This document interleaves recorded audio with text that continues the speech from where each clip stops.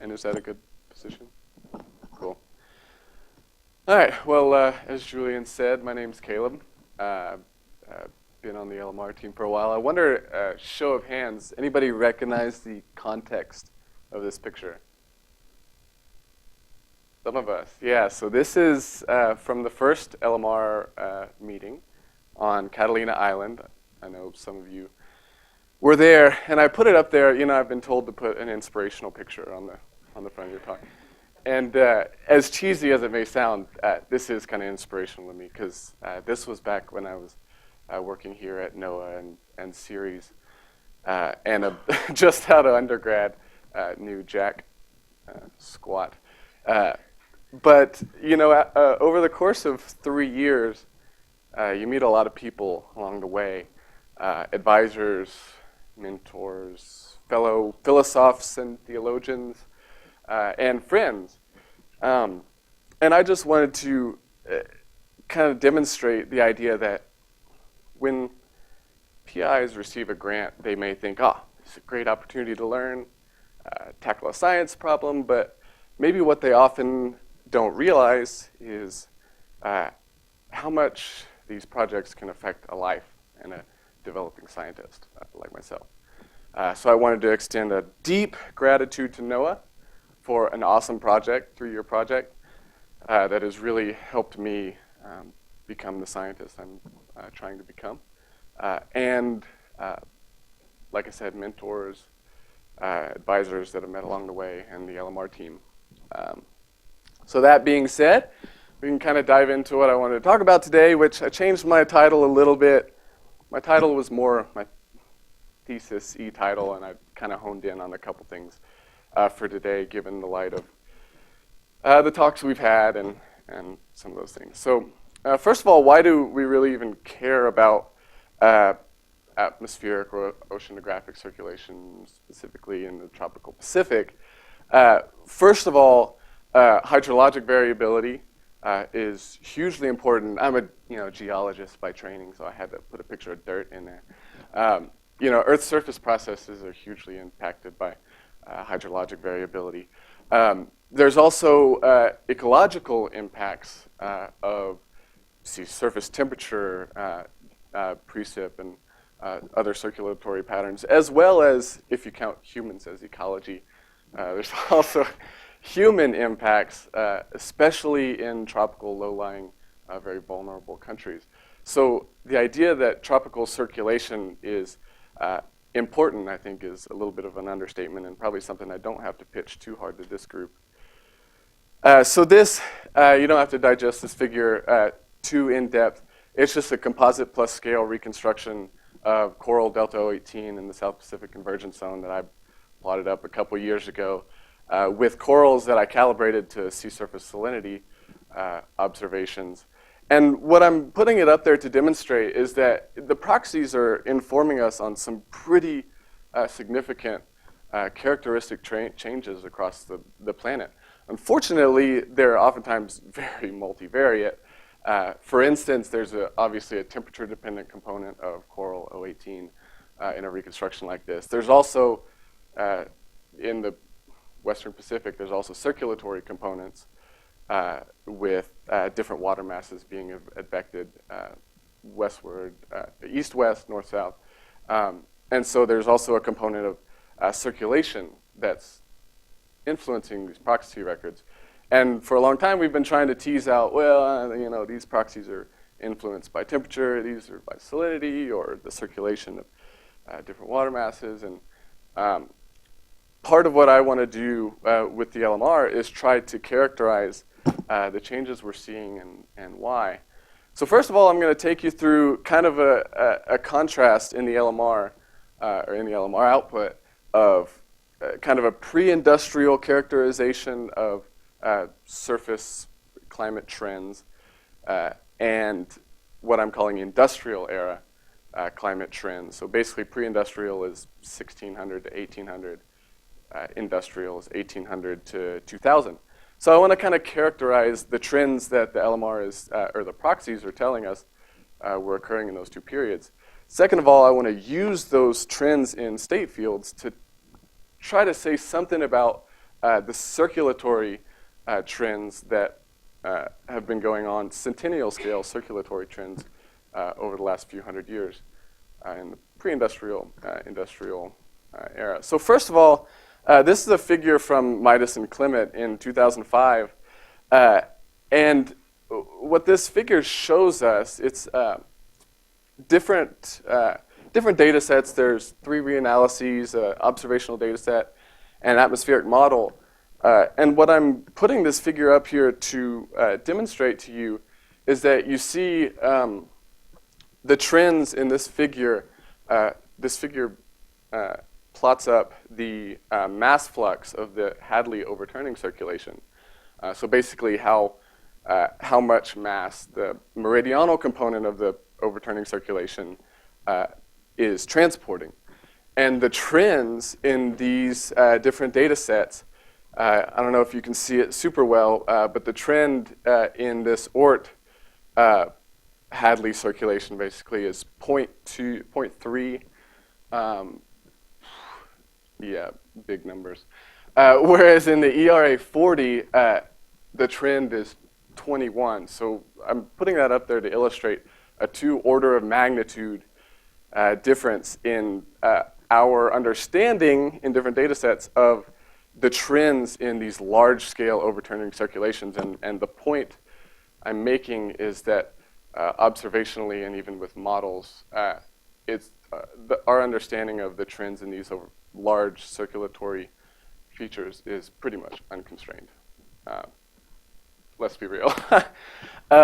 And you know, there's different publications about, oh, well, you know, in this observational record we see a strengthening of this zonal overturning feature, the Walker circulation, or you know, due to thermodynamics we should see a weakening of this feature, but this data set says it's strengthening, this data set says it's weakening.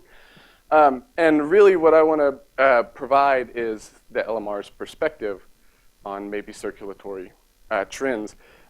Because as I said, we're not really cutting it. And if anything, the LMR can provide another perspective, maybe a multi-centennial perspective on some of these circulatory features. So first of all, I'm just gonna kind of glaze over this because we've heard plenty of LMR stuff. And I jokingly put a black box there next to data assimilation because I'm not a data assimilation expert. But I get to be, in some ways, representative of the community in that I get to dig into it, understand it enough to use it, and then use it to learn some really cool things about the climate system. And we all can do that pretty soon. So first of all, I'm gonna, like I said, I'm gonna characterize changes, kind of mean state changes in climate. So in the pre-industrial, we see a surface temperature, 2-meter air temperature pattern that, you know, you see some structures in here that look reminiscent of a Niño phase of the Southern Oscillation with warmer SSTs along the central tropical Pacific.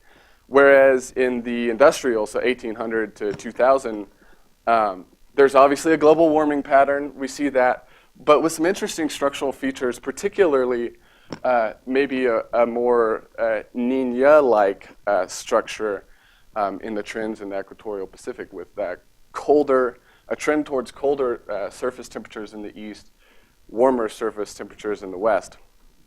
And this actually propagates through to the pressure fields as well. Can you see that very well?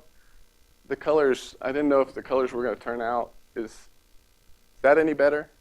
Or was the first one? I'll go with that one. So pre-industrial, we see trends towards lower surface pressure in the eastern Pacific and higher surface pressure in the western Pacific, kind of leading you to conceptualize it as a weakened surface pressure gradient zonally across the Pacific, which is reminiscent of a Niño-like phase, whereas the industrial era, you see the opposite, maybe a heightened sea level pressure gradient along the Pacific maybe a more Nina-like, reminiscent of a more Nina-like structure.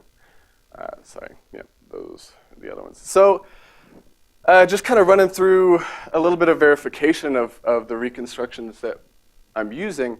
This is the global mean temperature verification. If anything, I put it up there to say that it's defensible. Maybe something to be said about whether we're capturing enough variance in the temperature reconstructions or not, and a little interesting deviation from the instrumental records towards the latter end of the reconstruction. So this, the top panel here is my reconstruction of the Niño 3.4 index. Noted that this is from 2-meter air temperatures, not sea surface temperatures. That's because out of the 10 fields that I reconstructed, I didn't reconstruct sea surface temperatures. I'll get to it.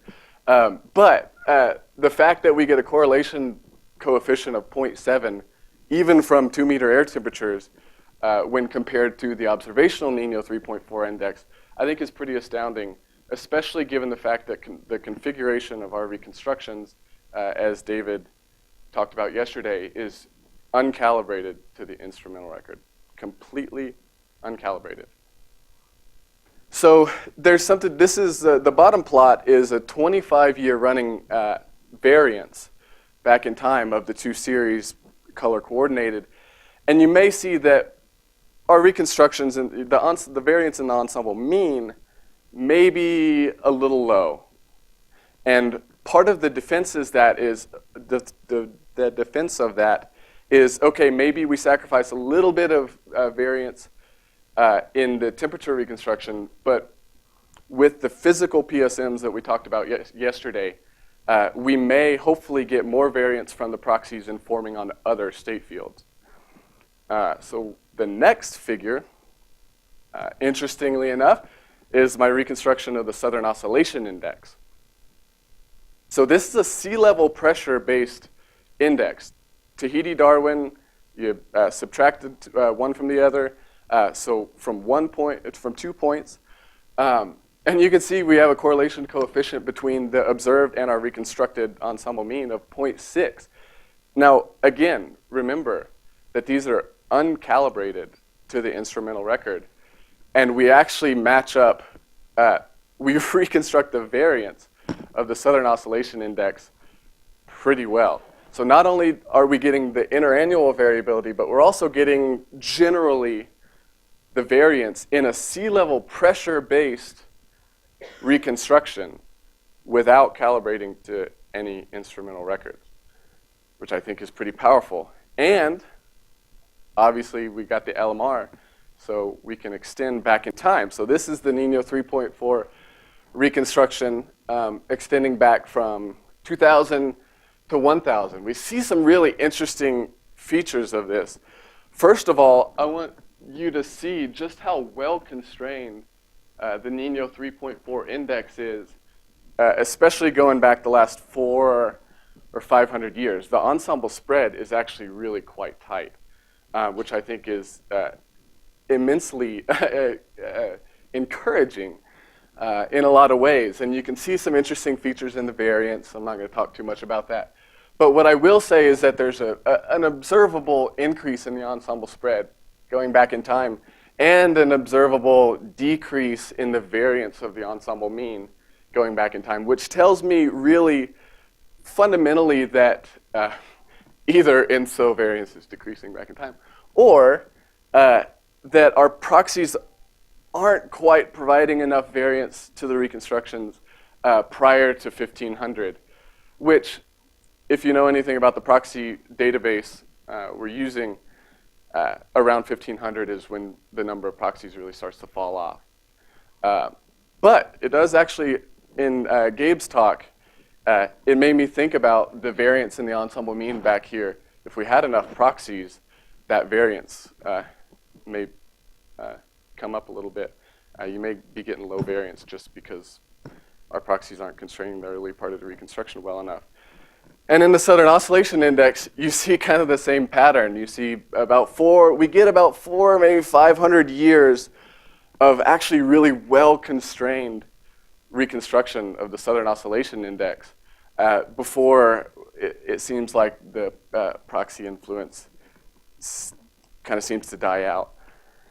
So what I want to leave you guys with is this notion that the LMR actually tells us something about dynamical or circulatory features going back in time. For instance, as kind of a case example, a strengthening Walker circulation over the last 200 years. So you don't have to digest these fully, and the colors are a little washed out, but I've got zonal winds aloft and near surface, so at 250 hectopascals and 850 hectopascals. And I know the signs are kind of confusing, but basically aloft you have a trend towards more eastward flow, and near the surface you have a trend towards more westward flow.